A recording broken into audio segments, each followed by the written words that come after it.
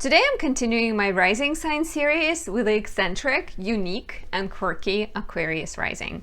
And I'm going to take Saturn, the ruler of Aquarius, traditional ruler, through all 12 houses and 12 signs. Let's take a look.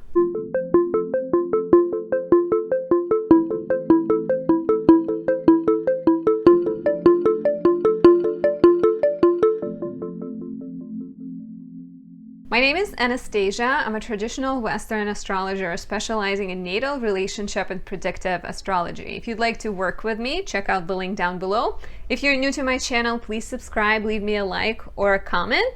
I truly appreciate that. Before we dive in, let me just share with you that I have recently created 2 more candles and oils, and I'm so excited for these. This one is called Fire of Aries, and the name kind of sums everything up. It was created with Leo on the ascendant, ruled by the exalted sun in Aries, with the moon in Aries conjoining lucky Jupiter. So it's lovely for starting new things. The sun and moon are in the same sign, for manifestation, for inspiration, for courage. Every Leo rising can especially benefit from it, or anyone who has their sun in Aquarius or Libra, or their moon in a more challenging position. This is perfect. It smells like honeydew melon. And it's decorated with the golden and silver foil for the exalted sun and for the moon that is conjoining Jupiter. And then this one I'm like completely in love with. I love all of my candles equally, but this one to me just looks like the color matched the jar absolutely perfectly. And I even decided not to decorate it with anything because it's just already magical. And this selection was 2:18 in the morning on March 24th. I woke up at 1 a.m.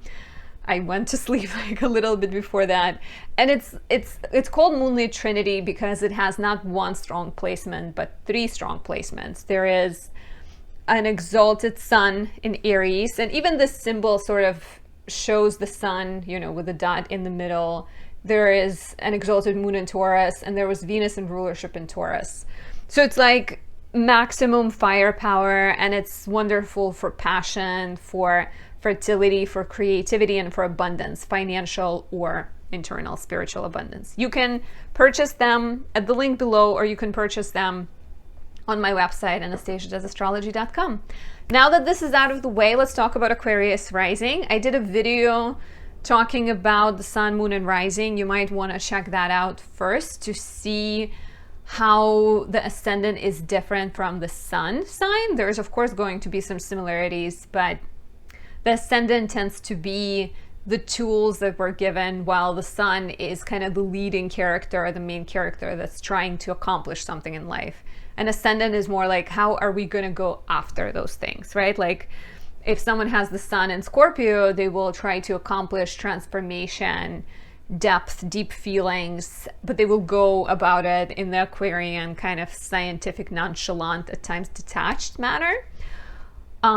So check out the video I did on sun, moon, and rising. If you don't know how to find your ascendant, I will link a calculator down below so you can figure that out. And like I said, if you feel called to learn more about yourself and you're struggling to figure things out, you can always book a reading with me at anastasiadoesastrology.com.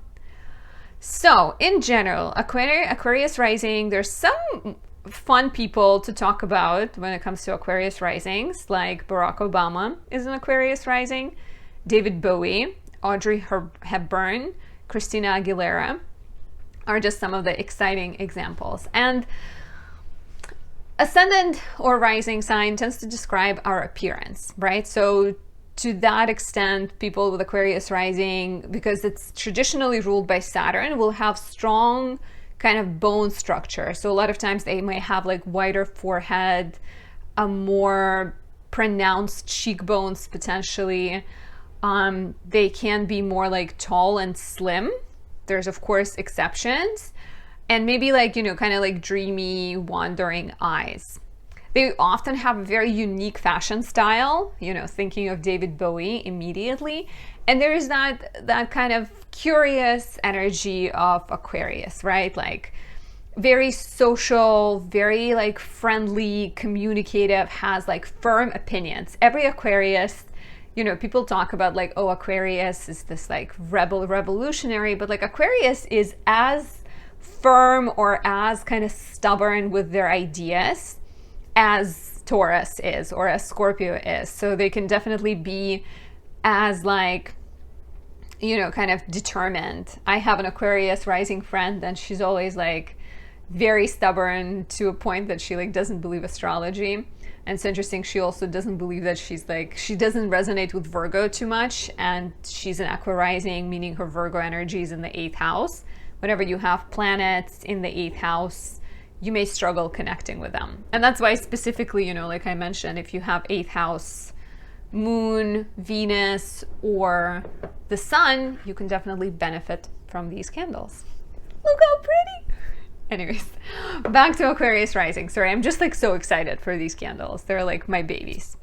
So, like I said, very kind of firm beliefs, very much like there could be like a streak of inflexibility, because there is this very idealistic image of what the person wants, how they see the future being, and they might just be very kind of like it's tough to change their mind, right? Because they might think that they know better. There is an element of like unconvention. Like I said, maybe it's in their style, maybe it's something about them that is different. They're very independent, very kind of freedom loving, but also a study of contradictions. I think every Aqua rising has this kind of duality to them, right? Like they are like Aquarian famous quote of like loves humanity, hates people, right? So there is almost like that social energy, but then also perfectly happy to be by themselves. They might be very like creative in some ways, but then be also very scientific in the other ways. Maybe they love to travel, but they're also perfectly happy like spending 2 weeks at home. So you're never gonna get bored, I think, with having an Aqua rising for a friend.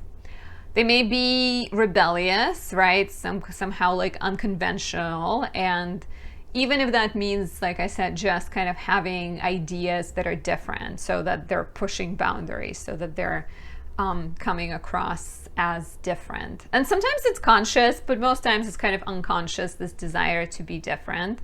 Very quick mind, very unique thinker. Sometimes I think like is able to jump to conclusions and kind of say things that may be startling to people who have a different type of mindset, who think maybe slower.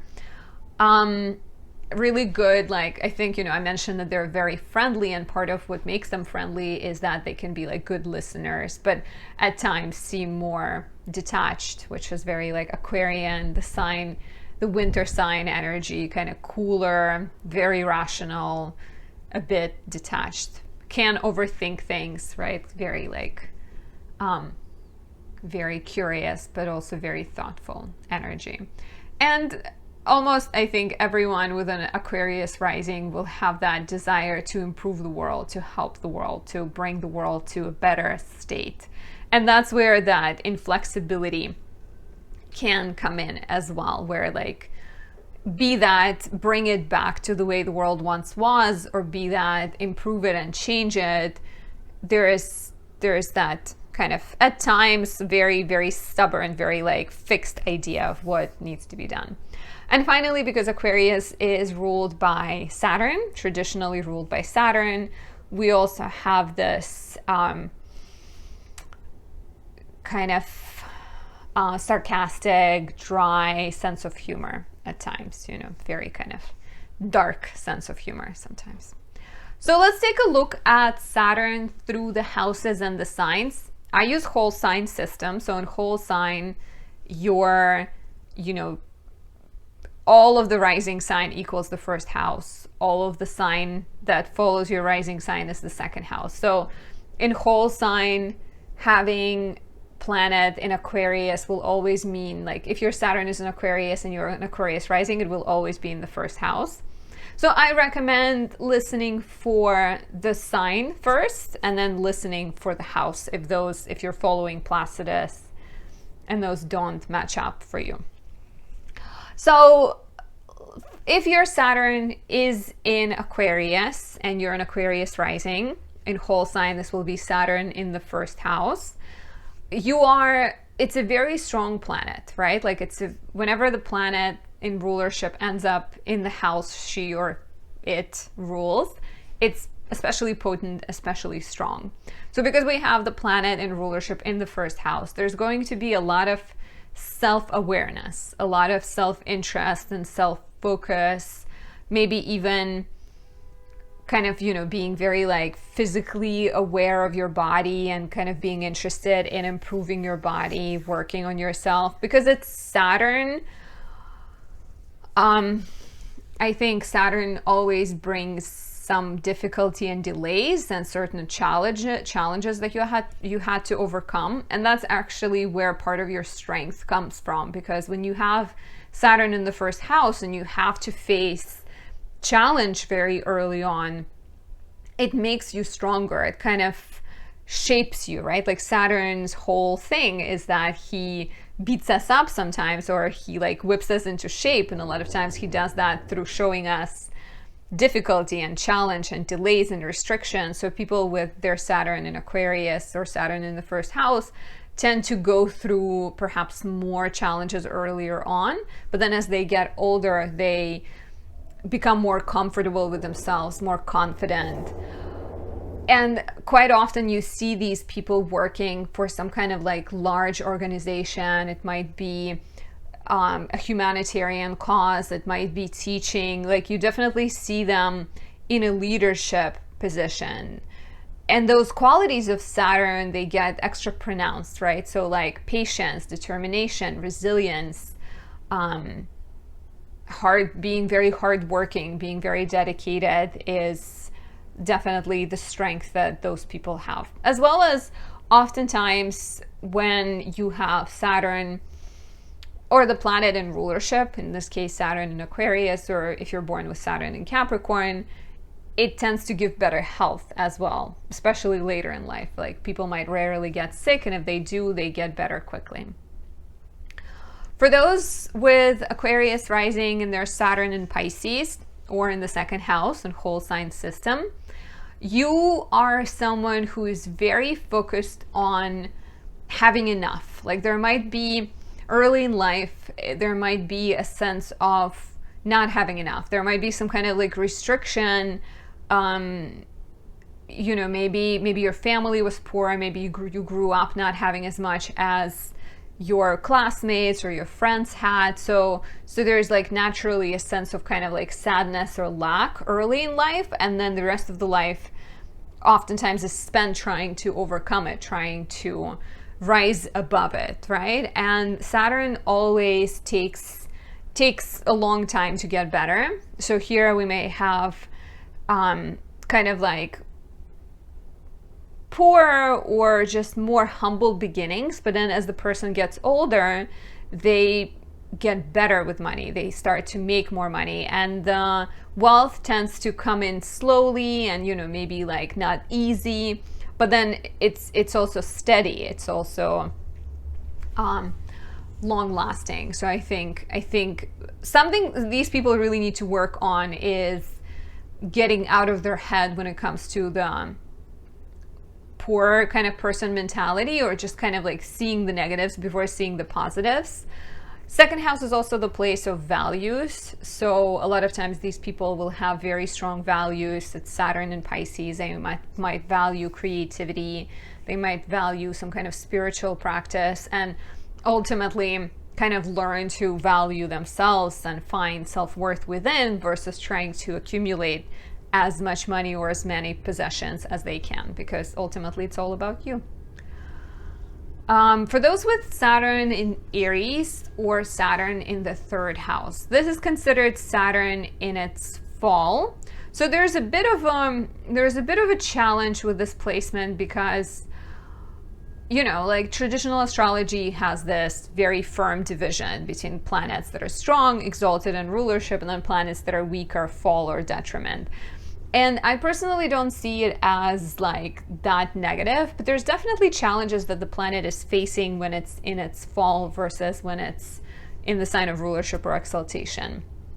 So in general, having the ruler of the first house in the third house makes your life be busier. There might be more kind of moving around, busier schedule, more interactions, more kind of exchanges with other people. Oftentimes you see this placement in the charts of businessmen. So even if you don't get there immediately, at some point, especially around your Saturn return, you may be kind of realizing that you're not as fitted as other people might be for like working for other people.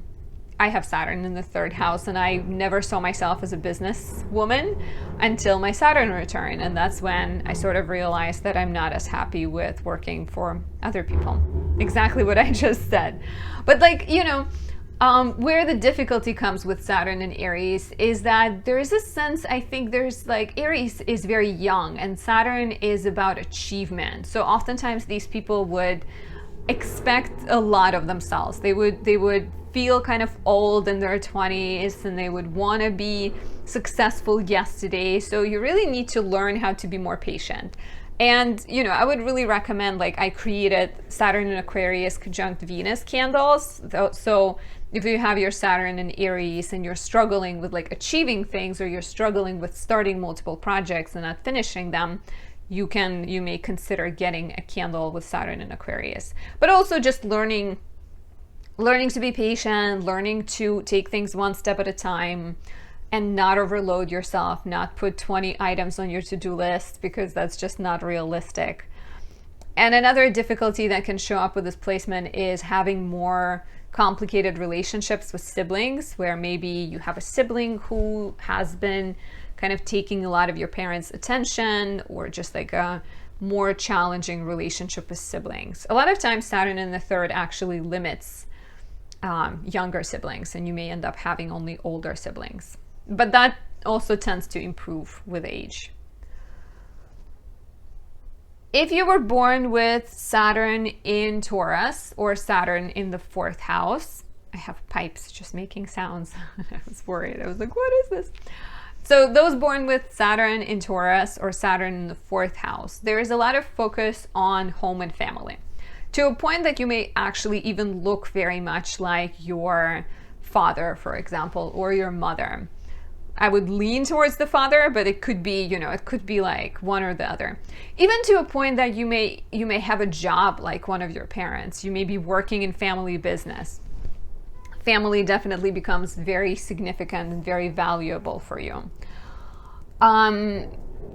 Initially, with Saturn in the 4th house, there may be a sense of very like strong responsibility connected to family. Maybe you had to deal with a lot of kind of like hard lessons, and you had to kind of pick up a lot of duties. So there's sometimes like heaviness and challenges connected to family, a lot of like shoulds, and and like you really need to learn to ask for help here. And like you need to understand that you don't have to shoulder everything on your own, but also maybe seeing that having some family duties is not always a bad thing. So like having a good balance between not taking care of everything, because then you get burnt out and frustrated, and instead learning to ask for help and maybe prioritizing. But yeah, like relationship with parents, Saturn in the 4th house can also be at times a sign of having a more restricted relationships with parents, or maybe even being raised by grandparents, sort of 4th house being the place of upbringing in early life, and Saturn being here definitely could be a sign of like maybe a parent was a grandparent, or like grandparent stepped up and was more like in charge of raising you. If you're born with Saturn in Gemini or Saturn in the 5th house, there's going to be a lot of focus in your life on creative self-expression, on romantic relationships, and children. But of course, it's Saturn, so Saturn is always going to slow things down and maybe create a sense of like heaviness around the topic of children, or heaviness around the creative self-expression. So you may kind of deal with more creative writer type blocks with this placement, or face more delays when it comes to children, or even when it comes to your romantic life. But ultimately you will find like a lot of pleasure and a lot of joy in building a relationship with children. But maybe it will take you some time. Maybe it will take you some time to learn to be more patient, because Saturn in Gemini could have so many different interests and can like spread out in so many directions to a point that you're taking on too many hobbies and not really dedicating enough time to any of them. Creativity can come to you, and children can come to you later in life. And like I said, there's a big lesson here of learning to structure your creative process. And maybe when you have a better structure, you're more able to have a better flow in there. For those with Saturn in Cancer or Saturn in the 6th house, Saturn in Cancer is considered in detriment purely because Saturn rules Capricorn, and Cancer is the sign opposite Capricorn. So Saturn struggles a bit in Cancer, right? Here, you may find yourself handling a lot of work connected to your family.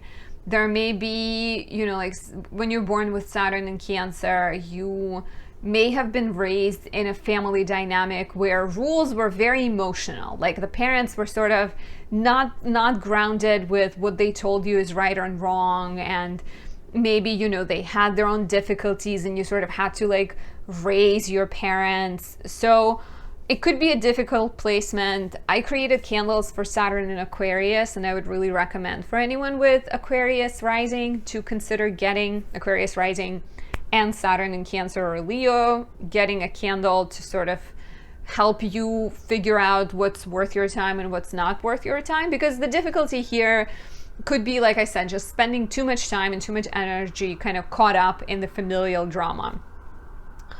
And also maybe like struggling to speak up for yourself, or even struggling to address duties if you don't feel like it, because like you're kind of connecting responsibilities to emotions here.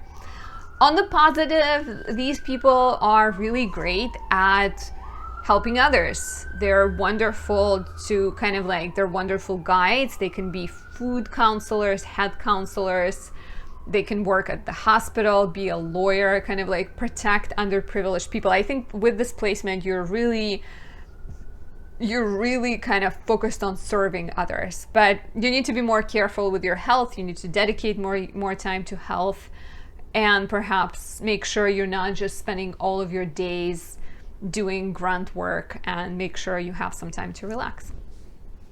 Next, we have Saturn in Leo or Saturn in the 7th house. That's another placement where Saturn struggles because Saturn rules Aquarius. Leo is opposite Aquarius, and it's considered in detriment. And all this means is like Saturn in Leo will have this sense of like needing to be a certain way, needing to be grand, needing to be kingly, and then kind of getting lost that not every duty you do has to be like the best thing ever, right? Sometimes you're literally just washing dishes. It doesn't have to be a show. So that's where the difficulty lies. I would recommend that you get my Saturn Aquarius candle, and that can help like improve some of your relationships or some of your projects and your relationship with responsibility as well. So here we get a person who's very focused on their partnerships. They may be really focused on their business relationship or on their romantic relationship. And at the same time, because it's Saturn in the 7th house, those things can come to you with delays, right?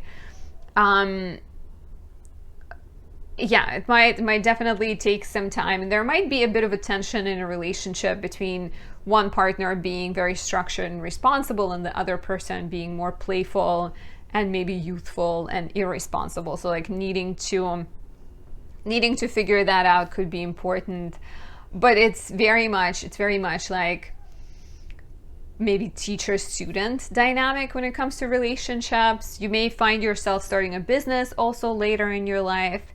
You may go through periods where you're more isolated, where you want to connect, but it takes longer and the relationship takes a while to build. Overall, you take commitment very seriously, and that's why you don't want to waste your time dating someone who is not right for you, especially later in life. You become more discerning.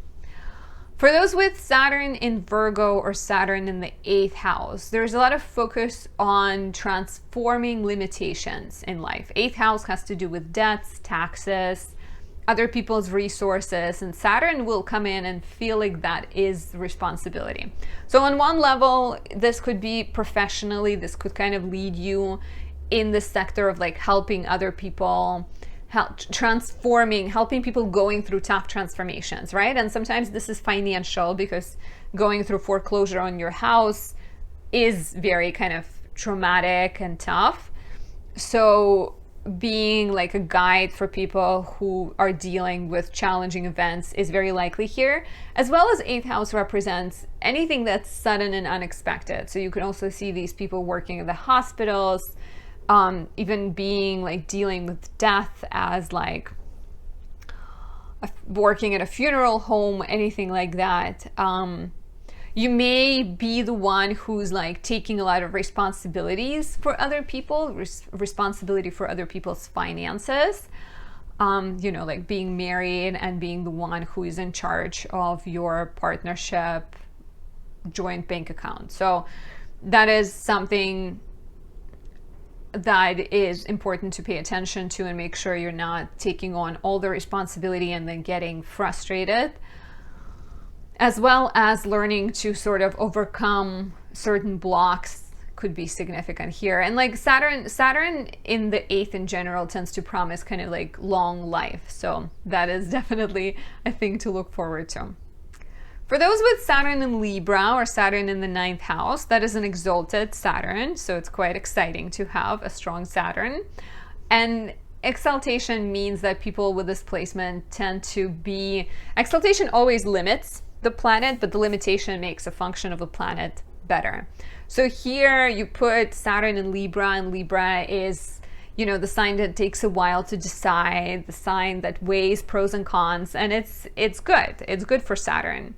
Saturn likes slow. Saturn likes weighing pros and cons. So these people tend to be very charming. They can be great bosses because they express rules without just barking them out like orders.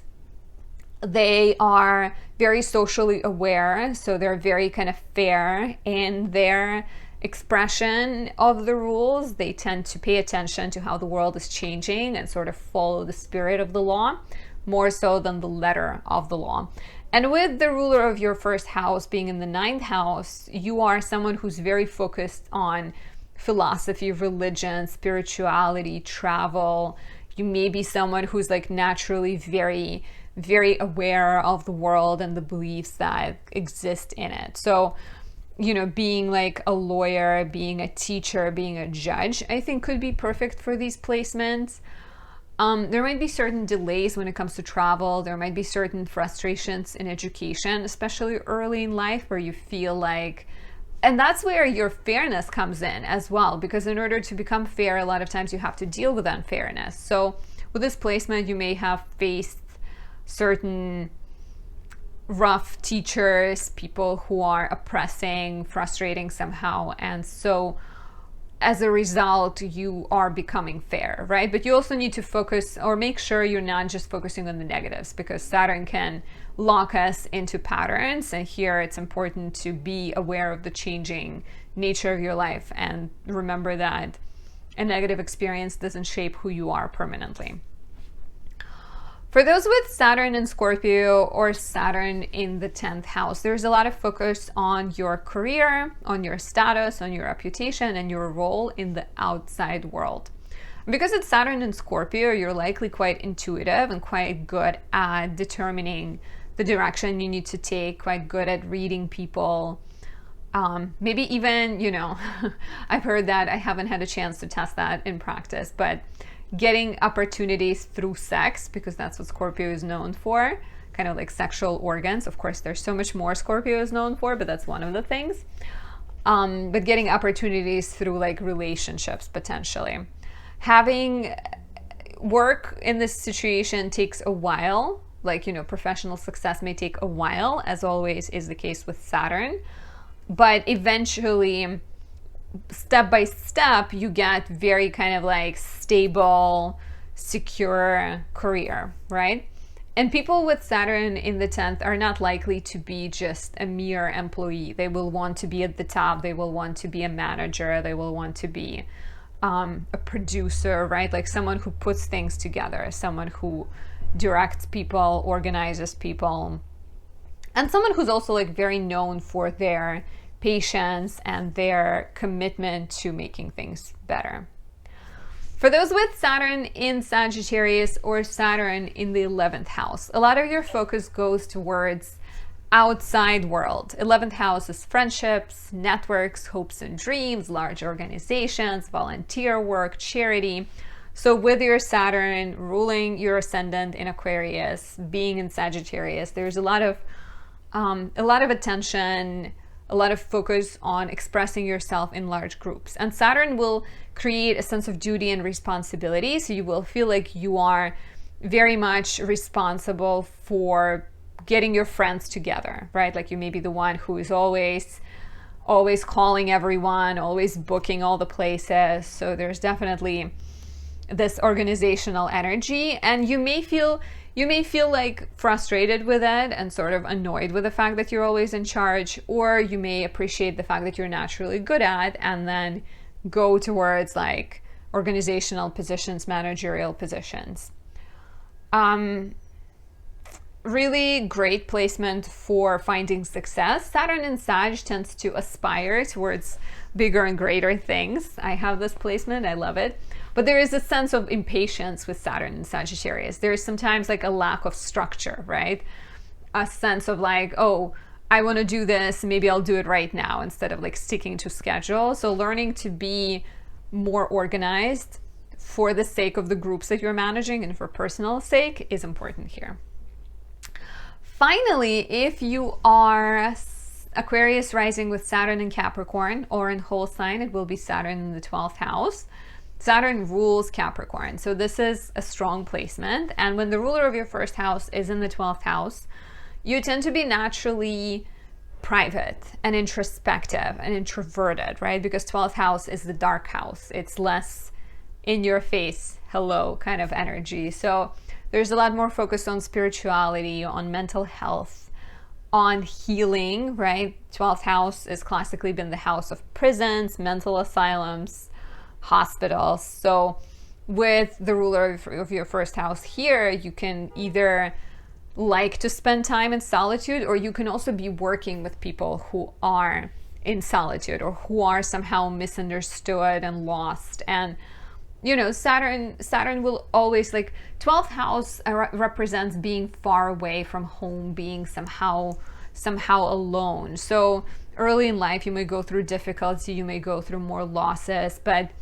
all those losses will do is that they will shape you. They will show you that you can rely on yourself. They will show you the benefit of like spirituality and maybe taking and like relying on yourself. So a lot of times people with this placement can be very strong kind of guru, teacher, archetype people for others struggling. You can also see these people often moving away from home, finding success in another place, and definitely the more hardships they go through, the more they transform. So this is it. This is all I have for Aquarius rising. Only one rising sign to go. Thank you for listening, and I'll talk to you very soon. Bye.